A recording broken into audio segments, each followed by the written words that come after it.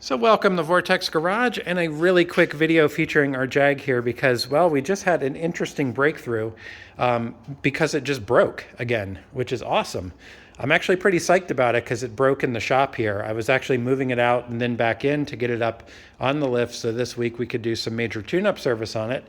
And I started it up and all of a sudden a horrible noise emanated from the front of the engine. And here's what it was. It was this belt, which I've cut off. And I'll show you why I cut it off in a second. A, I have a replacement, and B, this belt was torching itself.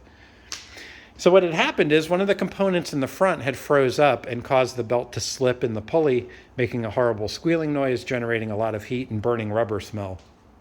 So after shutting the car off, I went and touched all the components and found the one that was warm. And well, here it is. So this is our AC compressor, which is kind of interesting because it was replaced recently, so I don't know if it's a defective part or if the clutch is original and maybe the clutch is giving problems, but take a look at this. That shouldn't do that. And look at this.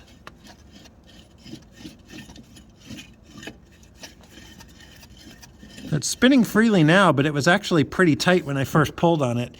And I think what happened is it locked up.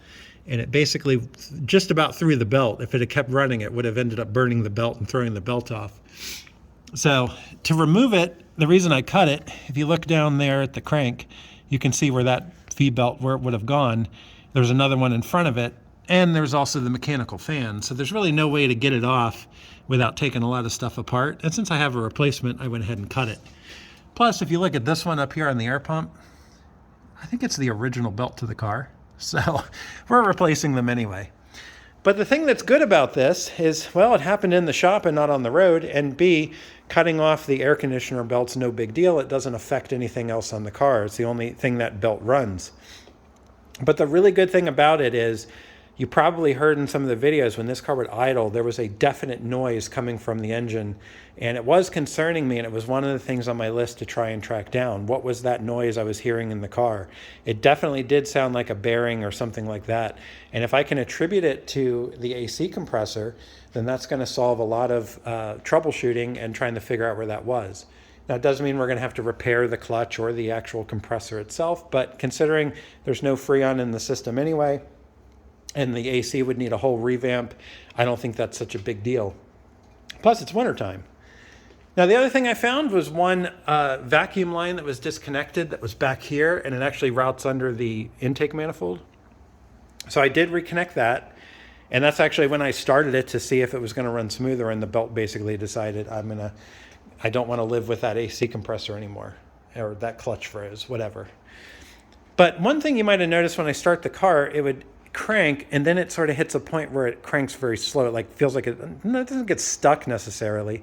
And I don't know if that has to do with the timing. I'm guessing it's something with the engine's ignition timing. Again, one reason it's in here, it's on the list.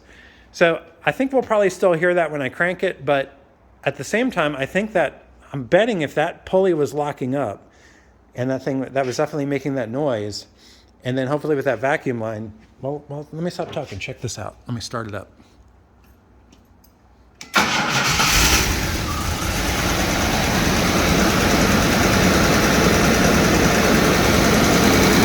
My point is, much smoother.